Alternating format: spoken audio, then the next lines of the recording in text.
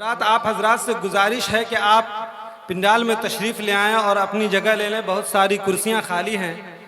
देखिए, अब मकाले की तलखीस पेश की जा रही है।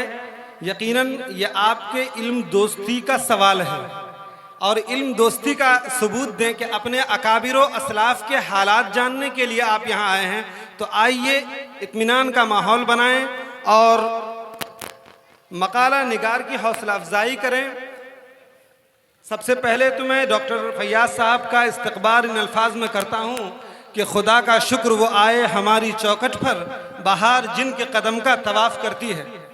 दोस्तों, इस तीसरे यकरोज़ा सेमिनार में मेरे मकाले का उन्वान है खुदा तरस वली और इल्म दीन का उलुल अज़्म सिपाही हज़रत मौलाना अब्दुल हफीज़ साहब नव्वरल्लाहु मरक़दहू, बानिया मदरसा बशारतुल उलूम खिराया, जिसका खुलासा पेश करने का हुक्म हुआ है।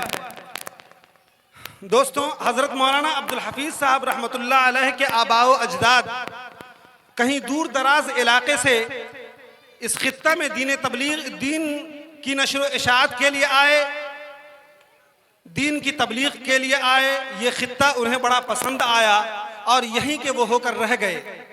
यहाँ के लोगों और चंद्रसेनपुर को उन्होंने अपना मस्कन बनाया। चंद्रसेनपुर के लोग, आप बाद के ज़माने ने देखा कि चंद्रसेनपुर में इल्म का इतना फैलाव हुआ कि लोगों ने उसे उलमा की बस्ती कहा और बजा तौर पर किसी ने कहा है कि इस पूरे खित्ते में चंद्रसेनपुर के कब्रिस्तान की वही हैसियत है जो देवबंद में कब्रिस्तान कासमी की है, क्योंकि वहाँ अल्लाह के बड़े बड़े वली और इंतहाई और इल्म दीन की नशर इशाअत के लिए बड़ी कुर्बानियाँ पेश करने वाले वहाँ हैं। दोस्तों, हज़रत मौलाना अब्दुल हफीज़ साहब नव्वरल्लाहु मरक़दहू की इब्तदाई तालीम मदरसा महमूदुल उलूम दमला में हुई। हज़रत मौलाना इदरीस साहब नव्वरल्लाहु मरक़दहू शागिर्द रशीद हज़रत शेखुल हिंद रहमतुल्लाह अलैह के वो शागिर्द थे।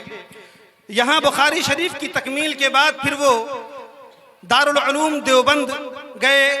वहाँ हज़रत शेखुल हिंद रहमतुल्लाह अलैह उस वक्त माल्टा की जेल में कैदो बंद की सऊबतें झेल रहे थे।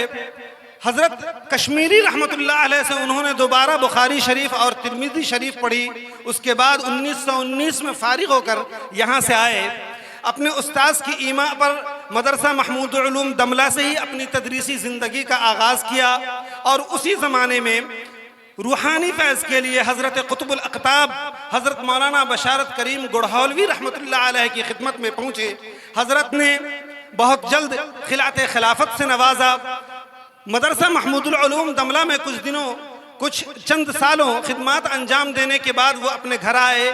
यहाँ करीब की बस्ती खिरमा के लोगों ने महसूस किया कि यहाँ एक मदरसा कायम किया जाए। लोगों की नज़रें हज़रत मौलाना अब्दुल हफीज़ साहब रहमतुल्लाह अलैह पर पड़ी। हज़रत मौलाना गए और उस गांव में एक मदरसा कायम था, एक मकतब कायम था, जहां नाजरा और दीनी तालीमात, इब्तदाई दीनी तालीमात पहले से दी जा रही थी। हज़रत मौलाना अब्दुल हफीज़ साहब रहमतुल्लाह अलैह ने सबसे पहला काम यह किया कि उस मदरसे को गांव से बाहर उसकी अपनी ज़मीन पर कायम किया। उसके बाद हज़रत मौलाना बशारत करीम गुड़हौलवी रहमतुल्लाह अलैह से इजाज़त लेने के लिए गए और उन्होंने दरख्वास्त की कि मैं इस मदरसे को आपकी तरफ मंसूब करना चाहता हूँ। चुनांचे उस मदरसे का नाम मदरसा बशारतुल उलूम रखा गया और इस तरह 1925 में ये मदरसा कायम हुआ। फिर उसके बाद इस मदरसे से इल्म की जो इशाअत हुई, दीन की जो हिफाजत हुई और बिदात और खुराफात के मुकाबले के लिए जिस तरीक़े से दीन के मुहाफ़िज़ीन और सिपाही तैयार हुए, वो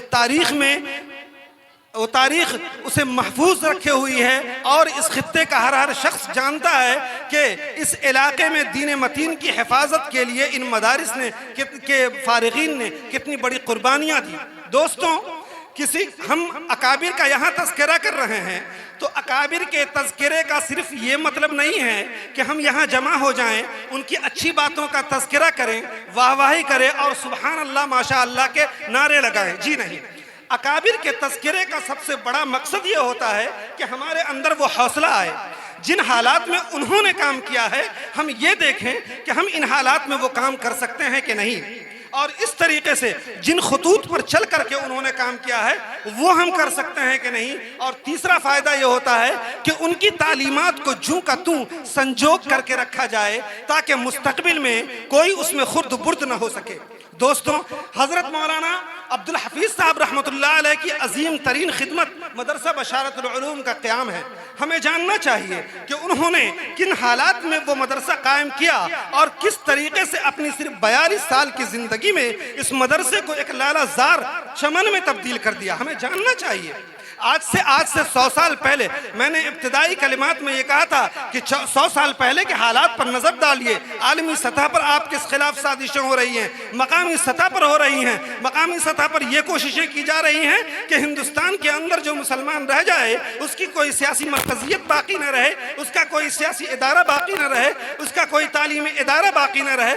ऐसे वक्त में अल्लाह के औलिया खड़े होते हैं, ये दीन के मुहाफिज खड़े होते हैं और किल्लत वसाइल के बावजूद, माल दौलत की कमी के बावजूद, अपनी बेबज़ाअती के बावजूद ये खड़े होते हैं, इदारे कायम करते हैं और फिर वहाँ से चरागों और छप्पड़ों के नीचे बैठ करके, बोरियों पर बैठ करके हम आप तक इल्म दीन को मुंतकिल करने के लिए वो इतनी बड़ी कुर्बानियाँ देते हैं जिनकी नज़ीर नहीं पेश की जाती हैं। यकीनन मैं बड़े यकीन के साथ कहता हूँ और एक एक लफ्ज़ की ज़मानत लेकर के कह रहा हूँ कि हम इन उलमाए रब्बानियीन के कर्ज़दार हैं, हमारी नस्लें कर्ज़दार हैं। अगर हमारे दरमियान दीन महफूज है तो इन उलमाए रब्बानियीन की कुर्बानियों का नतीजा है। अगर पूरे हिंदुस्तान